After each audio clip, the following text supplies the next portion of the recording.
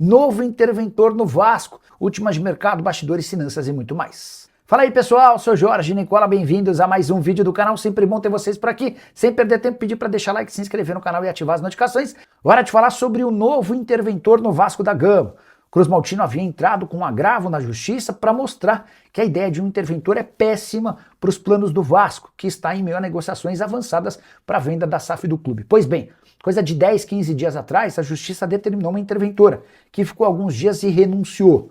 O Vasco, nesse meio tempo, pediu para que acabasse de vez com essa ideia de interventora e que Pedrinho pudesse ser devolvido ao controle da SAF, para finalizar os termos da venda da SAF para Marcos Lamáquia e José Roberto Lamáquia, os donos da Crefisa. Acontece que a justiça ignorou o pedido do Vasco e determinou um novo interventor.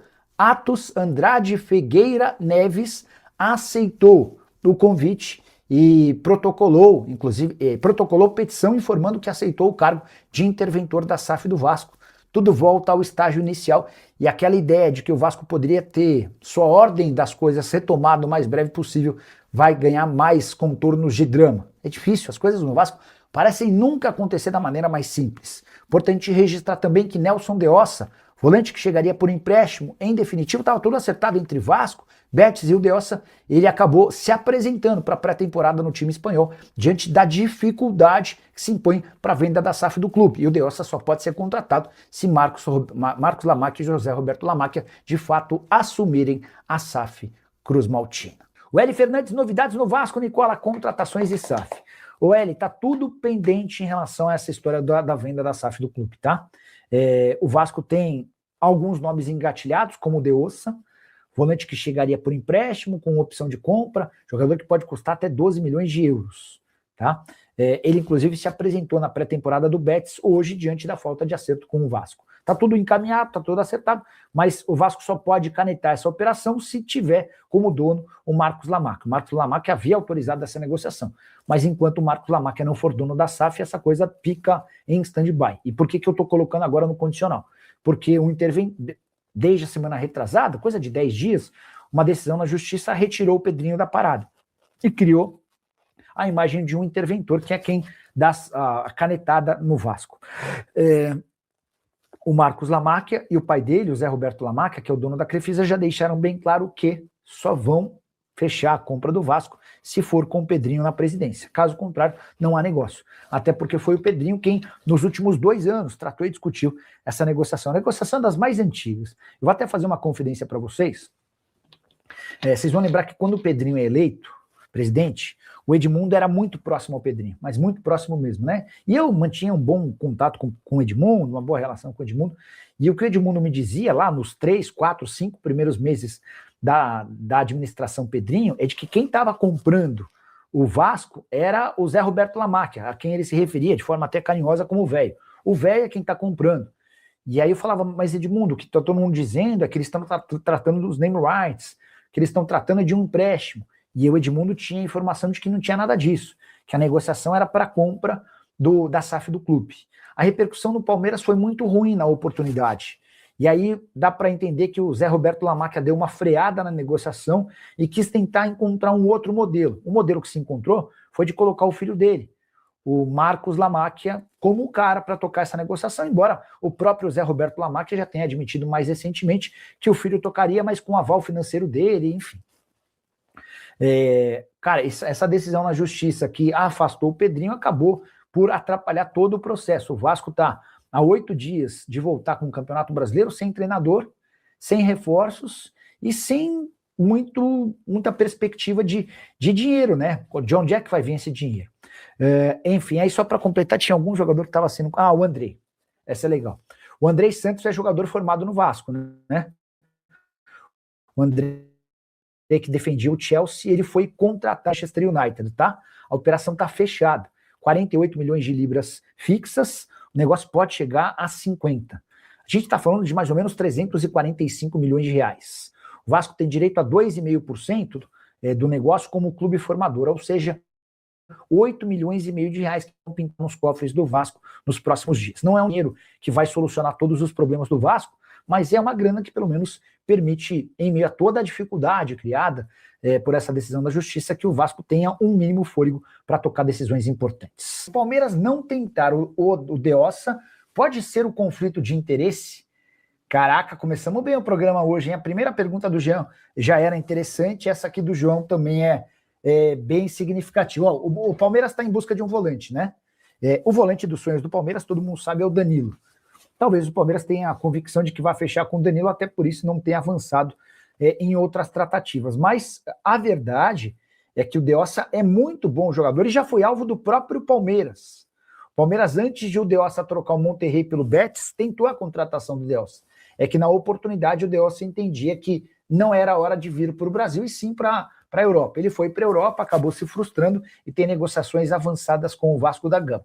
Só que, como o Vasco não conseguiu finalizar a venda da SAF para o Zé Roberto Lamarque e para o Marcos Lamarque, o Deossa acabou precisando se apresentar. Nessa quinta-feira, ele participou das atividades lá, enfim, e está aguardando cenas dos próximos capítulos. Tem até uma novidade importante sobre essa história do Vasco e da intervenção na justiça e tal. A juíza que tá cuidando desse caso determinou que um novo interventor assuma o comando da SAF do clube. E esse interventor acabou aceitando o pedido, ele até protocolou esse aceite e agora o Vasco passa a ser tocado por por um senhor cujo nome é, Atos Andrade Figueira Neves. Ele protocolou petição informando que aceitou o cargo de interventor da SAF Cruz Maltina. Seguindo com perguntas, dúvidas, sugestões, o que vocês querem saber na noite dessa segunda-feira? Obrigado pelo superchat, pintou superchat. A gente para o que está fazendo para responder a pergunta daqui, tá bom? Nicola, reforços para o Vasco? Tem esse problema, né? Enquanto a SAF não for vendida, ou melhor, enquanto o Pedrinho não for devolvido à presidência para vender a SAF para o Zé Roberto e para o Marcos Lamarque, a coisa está mais ou menos entravada, tá bom? E 106 conselheiros do Vasco divulgaram nas últimas horas uma carta de apoio ao presidente Pedrinho. Vale a lembrança de que o Pedrinho está afastado desde a semana passada da SAF do clube, do comando do futebol e também da SAF, o que impede, pelo menos temporariamente, a venda da SAF do clube para Marcos Lamarque. E nessa carta, os 106 conselheiros também demonstraram apoio à venda da SAF do Vasco para Marcos Lamarque e seu pai José Roberto Lamarque. Com a lembrança de que o CD, o Conselho Deliberativo do Vasco, é composto por 300 conselheiros, 150 beneméritos e grandes beneméritos, outros 150 eleitos. O que eu quero dizer com isso? Que com esses 106 conselheiros que divulgaram uma carta de apoio ao Pedrinho, pouco mais de um terço do Conselho já se declarou publicamente a favor do presidente que está afastado. No documento, os signatários ainda afirmaram que o clube vive um dos períodos mais decisivos de sua história, centenário, e classificam a entrada do novo investidor como uma oportunidade concreta de reconstrução institucional. Faço minhas as palavras desses signatários. Se o Vasco não conseguir fechar a venda para Marcos Lamarque e para o dono da Crefisa, temo que o Vasco fique patinando nessa situação de um time que briga contra o rebaixamento pelos próximos anos. Alguma novidade no Vasco? Adriano, a negociação com o Deossa está paralisada. O Deossa quer jogar no Vasco, tem a intenção de se acertar. Para falar a verdade, tem a intenção de sacramentar o negócio que está fechado, né? Só que essa negociação, ela depende da volta do Pedrinho à SAF. Há um movimento na justiça para que isso aconteça, mas ainda não é oficial, beleza? Importante, 106 conselheiros, entre os 300 que compõem aquele grupo de beneméritos e conselheiros eleitos, 106, mais de um terço, declararam apoio público ao Pedrinho e também à venda da SAF para a Crefisa. Achei um movimento bem interessante, acho que essa ideia é preciso mostrar, não só para a justiça, mas para o público, para todo mundo, que há a vontade da coletividade Cruz Maltina no Pedrinho, a SAF, ao controle da SAF, e a confirmação dessa venda, né?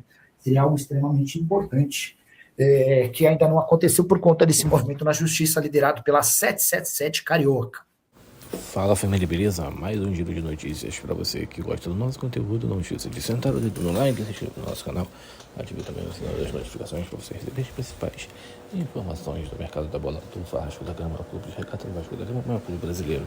Muito obrigado a todos vocês que estão chegando por aqui. Um grande abraço e até o próximo vídeo. Fui.